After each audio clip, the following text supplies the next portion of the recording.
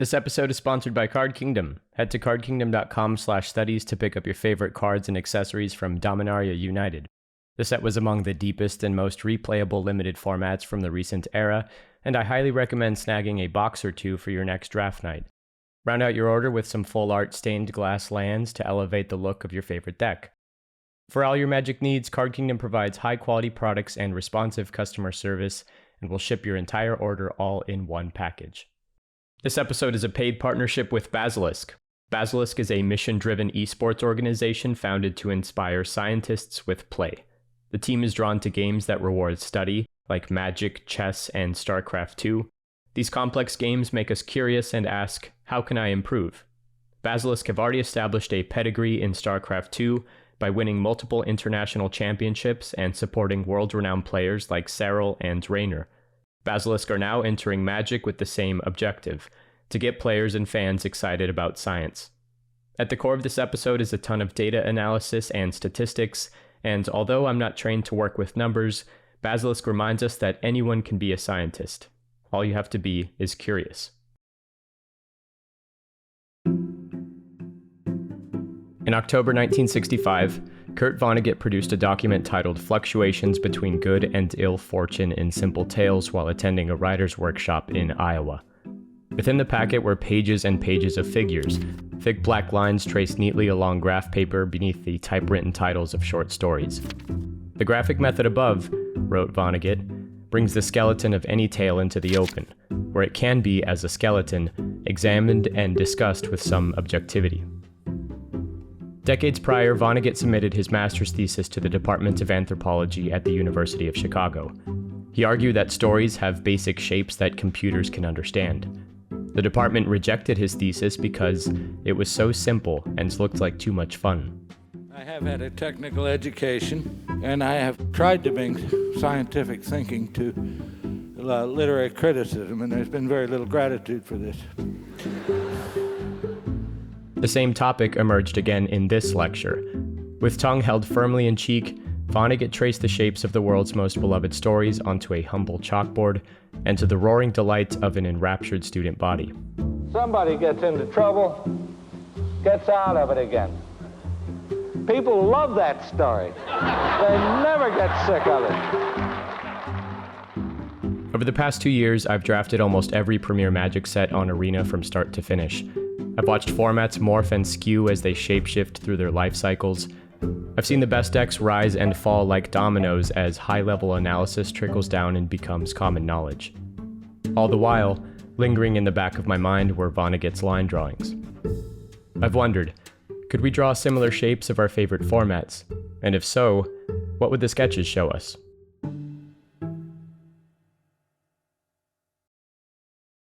Let's start with some simple bar graphs. Presented here is every deck from the past few years registered to 17lands.com, a website that aggregates data from Arena players who share their logs with the site. These charts track the distribution of decks based on the number of colors present within them. For example, nearly 81% of the decks in Innistrad Midnight Hunt only contained 2 colors, then sharply fell off in quantity once a third color was introduced. 4-color decks were non-existent in this format. The accompanying follow-up set, Crimson Vow, traced a nearly identical line. March of the Machine showed a much gentler progression and allowed for the occasional 3-color deck to shine. Tales of Middle-earth and Brothers War and Neon Dynasty display slopes of a similar angle. These numbers aren't very surprising. Many contemporary Magic sets are designed around 10 2-color archetypes, as evidenced by Signpost Uncommons and the draft guide inserts in booster boxes. Streets of New Capenna, in contrast, traces a totally different line. This set was designed to support 3-color decks, and the spike toward the center of its graph reflected that initiative. Although critics of this format claimed it to be a 2-color set in disguise, the numbers have proven otherwise. Panning over the 13 sets surveyed, one shape emerged as an anomaly. The line for Dominaria United ran across the x-axis like a series of moguls. This wasn't a 2-color format like Midnight Hunt, nor a 3-color faction set like New Capenna, but something both in between and all its own. This shape told a different story. Curiously, I started digging. I pulled up podcasts from the era and searched up winning deck lists on Twitter. I found a series of seminars called Magic Numbers that went deep on the data and offered acute observations of emergent patterns. A recurring sentiment from just about everyone who played this format was that it broke the rules of drafting and rewarded those who did the same. This became apparent within a few days of its release. I think this format is an all-timer. And I know it's not cool to say that 3 days into the format, but I know a good format when I see it, and this format is a banger out of banger. This format is going to be extremely complex, and the drafts are the most complex they've ever been. To help me understand the bumps in this bar graph, I needed to speak with an expert on the data. So I called up the host of Magic Numbers with a long list of questions.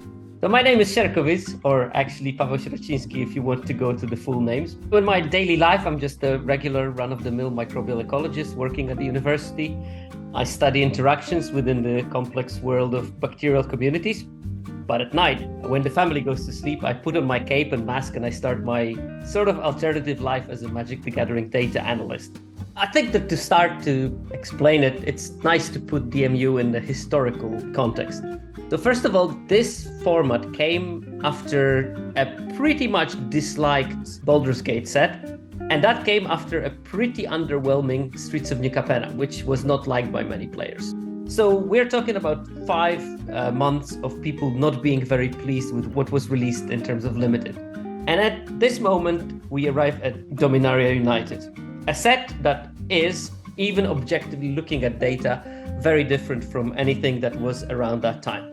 First of all, most sets are strictly two-colored, which means that two-colored decks is what you will end up playing a good 90% of the time. Maybe you will splash from time to time, but most of the time you will just play a strict two-color decks.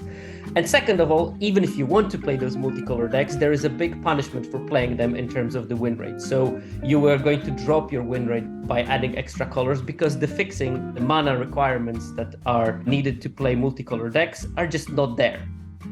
Dominaria United, like its predecessors, contained 10 two-color archetypes in its draft guide.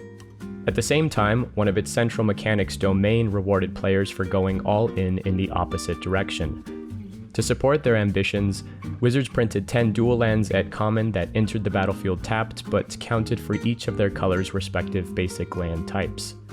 While this fueled the Domain decks, providing mana fixing in such abundance had ripple effects on the texture of the format at large. One such ripple was visible in the number of dedicated two-color decks that could easily splash a third color without sacrificing consistency. These decks were further incentivized by another major mechanic of the set in Kicker. As a cheeky callback to previous sets like Invasion that took place on the plane of Dominaria, every single one of the 45 spells with Kicker had an off-color cost. Some of these spells, like Tolarian Geyser, were strong enough to hold their own without needing to splash, but many decks would often pick up a dual land or two to extract maximum value. On the contrary, some cards absolutely wanted to have the ability to pay that kicker cost, and I'm talking about the 2 next best kicker cards at common in the set. Tribute to Urborg, that's a 2 mana -2/-2 to a creature at instant speed. Having it just as that would not be enough. It also had a kicker cost that allowed you to kill bigger creatures late in the game, and without being able to pay that kicker, I would probably never include that card in my deck. And the same goes for Urborg Repossession. With this card, I definitely wanted to be able to pay the kicker because I was not that much interested in the Raise Dead effect, but returning 2 cards allowed you to play that big game where you attritioned your opponent by removing all his creatures and then getting 2 of yours back and gaining the board advantage, the card advantage needed to win the game. Running the numbers for win rates on kicker cards provides the second batch of shapes, ones with anomalies all their own. Like Tolarian Geyser, some cards benefited slightly from the additional bonus, but were good enough to play without splashing for their kicker cost. Others, such as Keldon Strike Team, leapt nearly 6% in win rate when kicked. Colossal Growth got 7.5% better. More than the power and toughness boost, it was Trample that made the difference in gameplay. Terra Sunder was another card with drastic yet unsurprising leaps in performance, since its kicker ability wasn't just a bonus to the original effect, but one that transformed it into a pseudo-split card. These differences were so significant that without kicker, cards like these were often fringe playable or outright undesirable. On the other hand, some cards paradoxically underperformed in multicolored decks that could easily afford their kicker cost. The win rate on Warhost Frenzy drastically declined when it appeared in decks with more than 3 colors.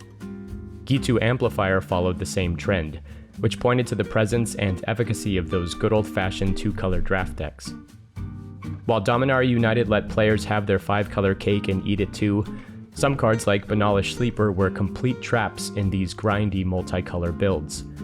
Even Stall for Time, which theoretically aligned with their goal to survive until the late game, ended up hindering these decks by over 3%. Don't be fooled, this was a tempo card through and through. The combination of Enter the Battlefield tapped lands and multicolor kicker cards created an environment ripe for the Battlecruiser. This format was slow. Another graph from 17 Lands that tracks format speed shows Dominaria United in the upper extreme of game length. On average, games went nearly 10 turns and offered almost perfect parity between the play and the draw. In contrast, Phyrexia All Will Be One finished a turn and a half earlier and punished players who went second. The viability of mulligans became a contentious topic in the discourse surrounding this format for this reason. Nevertheless, Sierko reminds us that the data is much more complex and nuanced than a simple graph could ever communicate, his included. We still don't fully grasp the relationship between being on the play and the win rate, and speed of the format and the win rate. I think that these relationships are extremely complex, and it is very easy to trivialize those relationships and draw conclusions which maybe should not be drawn. So I'm always very, very cautious about looking at the speed data. Having said that, now I'm going to go into some sweeping generalizations. DMU was relatively slow as a format. That did help your 5-color decks to shine. Correlated to the glacial pace of the format was the amount of decisions that took place throughout those 10 turns. In general, a game that presents more forks in the road will favor better players, and Dominaria United provided those choices in spades. This format also had some very useful tools for very experienced players. Like Impulse was an perfect example of a card that really benefits good players. Because seeing 4 cards and making decision based on seeing those 4 cards, which one is the best in that particular situation, was hugely beneficial for high win rate players. Negate was another card that put great players ahead of the pack. This card became one of the most fascinating case studies from the data. If you look at this evolution of the draft format, most cards change how early they are picked for the first 2, maybe 3 weeks of the format, and then they stagnate. It's basically that from week 3, the pick orders are fixed, people don't change them that much, and everything is more or less stable. Negate was a card that did change from week 1, where actually initially it slightly dropped in popularity. And then like in week 2, it started slightly increasing in popularity, but instead of stagnating after week 2 and 3, it continued to rise in popularity up until the end of the format. Alongside Divination and Essence Scatter, Negate is an innocuous and highly contextual magic card. It is almost impossible to evaluate its efficacy at the onset of a format. Yet, as Dominaria United evolved, skilled players began taking Negate at a higher priority during the draft. They also understood better than others how to spend their counterspell during games. These are 2 skills that separated the average drafter from those of higher ranking. Negate's perceived value is emblematic of how Dominaria United moved through September and October of 2022. New wrinkles emerged from week to week as podcasts adjusted to the meta and broadcasted their observations to eager listeners. After years of analyzing draft formats, Sierko has narrowed this evolution to 5 distinct stages. I see roughly 5 stages of the format evolution, and we start with the founding effect. We're talking first days and first hours of the new format. There is a big impact of content creators on what people are trying to do. This is going to be the phase where people with most information are gaining the small edges. Then, within the first couple of days of the new format, you see that one strategy is particularly good, and you see it if you look for it. So by observing what is really good and by knowing where to source your knowledge, lots of people enter the what I call abuse the format stage, which means they are almost forcing the best possible archetype because they are one of the few people that know that this archetype is so good.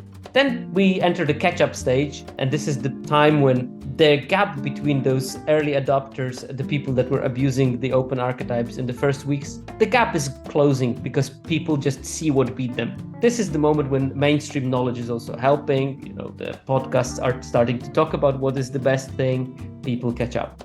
Then we have the fourth stage, and that's the solution response. And this is where really invested players who are not only consumers of content, but also innovators on their own, are trying to find the solutions to what happens when mainstream knowledge caught up with their abusable strategies, which means that they have to find a counter strategy for that. And we see that in the data when those new archetypes start arising like week 3, week 4, because people cannot win with the things that were winning in the first 2 weeks. And then we have stagnation phase. And this is where the best players shine. This is the moment when all the strategies are there. We sort of know them. There's this one good deck probably that will be maybe open every 5 drafts. You need to be attent to that happening. But if it's not open, you need to find the best possible strategy for the current moment. And this is the moment when those like absolute ace players are going to navigate those drafts perfectly, draft the hard way, find the right lane, and make sure that the win rate stays up. Typically, the rate at which a format moves through these 5 stages directly relates to player satisfaction. This is especially apparent at the onset of stagnation. Adventures in the Forgotten Realms comes to mind as a format that drowned in the mire of the 5th phase. Once the best deck was determined, there were not enough tools to counter with opposing strategies or alternate paths to follow through the draft. The speed at which players race to the bottom to solve a format upon its release has also become a concern for designers, a problem that has been amplified in the age of digital magic. But Dominaria United was an outlier in this regard too. Not only were pick orders dismissed as unproductive by many thought leaders of limited magic, but even in the sunset shows, with the format in the rearview mirror, there was still no definitive approach to drafting. There are many viable paths through DMU drafts. Knowing how to keep paths open, and then ultimately knowing when to lock in your singular path, was a huge skill in drafting this format. This showed up in the data as well, to Sierko's great surprise. When I did this analysis, I honestly expected that DMU will have a higher percentage of playing your first pick, because so many decks are domain decks. You first pick a powerful card, you can play it almost in every deck. Wrong. I was expecting this to be somewhere at 84, maybe 85% rate. It's a whole 8 percentage points lower than that. How do you describe this outlier? I think that this is a testament to the specifics of this format, where it's not necessarily the color of the cards that's determining if you play it or not, but it's the function of the card. And some cards in the colors that you're playing are just so not fitting into the plan of the deck that you're built that you can't play them. And I think that 17 lands data users in some amount understand that. Temporary Lockdown was the absolute worst rare to first pick, as it made the cut only 48% of the time. In the same company of underperformers was Karn Living Legacy, which could slot into every deck but had no true home himself. This speaks a bit too poignantly to the character's narrative. Right behind Karn was Yotia the Unifier, who was the centerpiece to a hyper-specific legendary deck that floundered without critical mass. This was one of the most ambitious build-arounds in the set, enticing players to live the dream in the draft and go for broke. In practice, Yotia performed worst among multicolor mythics on nearly every metric, but nowhere on 17 lands do I see a column for fun. Some experiences just can't be quantified. Finally, a few spots further down the graph at 66.2% appeared this card. There has perhaps never been more of an outlier to the outliers than Wingmantle Chaplain. In a field of 4 and 5 color domain decks counterposed by honest 2-color signpost uncommons, a separate strategy emerged that played entirely on its own axis. The Walls deck looked deeply unserious at the outset of the format, but it crystallized as a formidable threat and a legitimate path to take in the draft. I mean, this is hilarious. Wingmantle Chaplain got all the credit for the deck's success, but the real workhorse was its very unassuming counterpart. Shield Wall Sentinel is not a real card itself. Let's keep that in mind. So basically, Shield Wall Sentinel was a card that was an extra copy of the Wingmantle Chaplain, and that was its main role. Basically, this is a very unique situation when a card that is almost unplayable on its own. I analyzed the win rates of the decks that had Shield Wall Sentinel but had no Wing Metal Chaplain, and they were very low win rate decks for 17 lands users. However, the more Wing Metal Chaplain you got in your deck, the win rate just skyrocketed. If you had 2 Wing Metal Chaplain in your deck, having extra Shield Wall Sentinels elevated the win rate to 65, even 70% win rate when you had multiples. In the 17 lands data, Shield Wall Sentinel was tied with 3 cards as the best common for games played win rate. It was second place in win rates when drawn turn 1 or later, and it was first place by over a percentage point for win rate improvement when drawn. Wingmantle Chaplain was the most tutored card in the format at 24.9%, followed by Shield Wall Sentinel itself at 15.4%, and 2 other creatures with Defender from the same deck. Early on in the format, Sierkovitz labeled it the Mythic Uncommon of Dominaria United, taking third place in game-in-hand win rate behind Archangel of Wrath and Shieldred the Apocalypse. It's a pretty solid trio. Even across other draft formats, the Sentinel Chaplain combo was unmatched. I was looking very long for a good example of analogy to this duo in the recent sets, and I didn't find one. I know that Zenith Flare and any cycling cards in abundance would be a good combination, because the more cycling cards you get, the better Zenith Flare was. I was thinking maybe about Dovin's Acuity and Clear the Mind, but that doesn't really make it this intimate interaction between 2 cards, and also it will not make a truly terrible card into a great card because it becomes a second copy of a bomb. And that was the case of the Shield Wall Sentinel. About midway through the format, Pro Tour mainstay and limited legend Sam Black wrote an extensive primer on the quote, elusive Defender deck. In the guide, Black emphasized that your priorities in the draft would not match those of other players, and as a result, your pick orders didn't make sense in the context of other decks. As such, you had to learn to draft against your own tendencies. In Sam's view, the ideal Defender deck was base black-green with a white splash. Destroy Evil was the removal spell of choice at common, and Urborg Repossession served as the premier late-game spell to assure the chaplains never stayed dead. And guess which card was great against both? Wow, they kept Negate. Interesting. Okay, you got me. Now, the resurgence of cards like Negate was just one practical example of how data can inform decisions made in drafts and during games. Sierko ran a lot of numbers for DMU, and he learned just as much in his analyses. Toward the end of the format, after reflecting on all the data, he formulated 3 new heuristics that could be useful for anyone looking to become a better drafter. Dominaria United was the first time when I decided to give it a shot and try to figure out some universal heuristics that are based on my data analyses. And I came up with 3 of them. They are universal because they are linked to human psychology, I think. Like the first one is that mana fixing goes later in pack 1, then in pack 2 and pack 3. And this is linked to the fact that in the beginning, you pick powerful cards and you want to find your identity of what you're drafting. You know, you want to be in this color pair. The longer the draft lasts, the more you realize that I do have my powerful cards already and I have enough playables that my deck will be there, but I might have problem with casting them. And you start scrambling for the mana fixing because you realize that, you know, your mana base, if it's going to be 9 swamps and 8 forests, it's not going to be very reliable.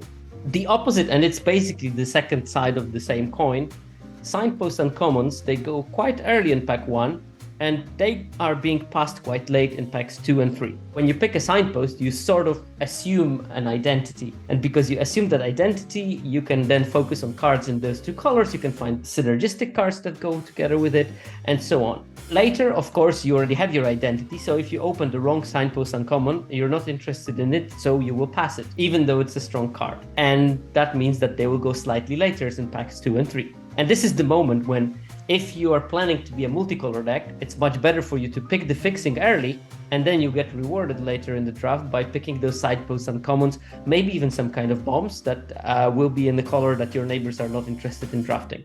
The last heuristic that I found in this format was that combat tricks, they wheel more frequently than other types of cards, making decks that are good in using combat tricks easier to soft force. And that means that if I am dependent on having those 1-2 combat tricks in my deck, I don't have to worry too much about them. I don't need to dedicate early picks to get them, because they will wheel, which means that they will go the full circle around the draft table, and I can pick them late, and I can dedicate my early picks to find the best creatures that will serve well with those combat tricks.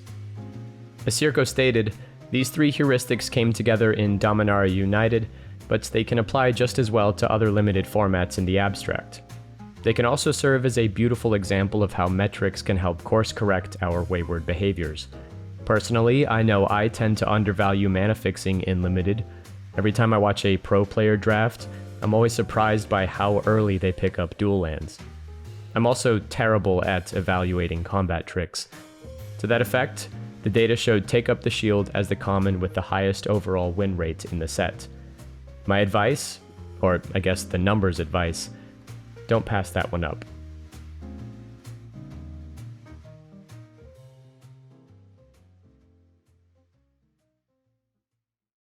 There are some 260 cards in Dominaria United.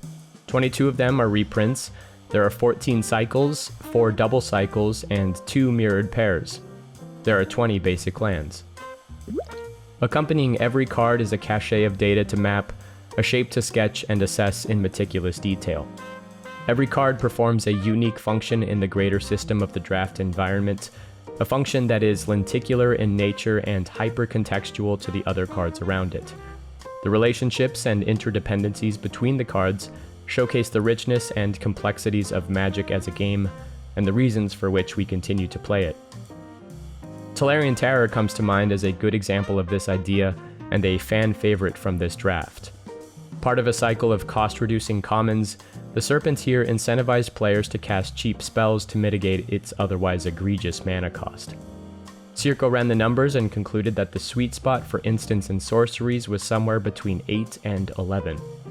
Pro Tour Hall of Famer Luis Scott Vargas achieved that number and more in this deck, then dropped 5 snakes on turn 5 in one game en route to a 7-0 victory. And this was just one of countless decks that could go the distance. Sometimes their strategy was self-explanatory, like Ethan Sack's synergistic black-white deck that he calls the Truth. The idea was clear: play normal, fair Magic and win. Other times, the game plan required some deciphering, like solving a visual riddle. What is this deck doing, and how does it win? Slowly, the subtle interactions emerged. A Relic of Legends to help double-kick a temporal firestorm, an Ajal to salt the wound, a single Micromancer for exactly 1 copy of Runic Shot. These were the real gems, the ambitious piles of Magic cards that this format was uniquely apt at providing. I asked Sierko how he remembers Dominaria United 1 year removed. I remember it very fondly, and I'm definitely looking forward to playing it again when there is a flashback of some sorts, because it was fun. You could do a lot of things in that set. This is amazing when you can sit down to the draft and say, I wonder if I'm playing a 2-color deck or a 5-color deck. And since DMU, there hasn't been a set where you could do that. Kurt Vonnegut traced the shapes of stories to help us appreciate the ebbs and flows of our lives. The popular anecdote associated with his name was advice he took from his uncle, a man who always pointed out the small moments in daily life when things were good. Magic players and game enthusiasts tend to be a critical bunch, but for a couple months last year, it seemed we all collectively agreed. If this isn't nice, I don't know what is.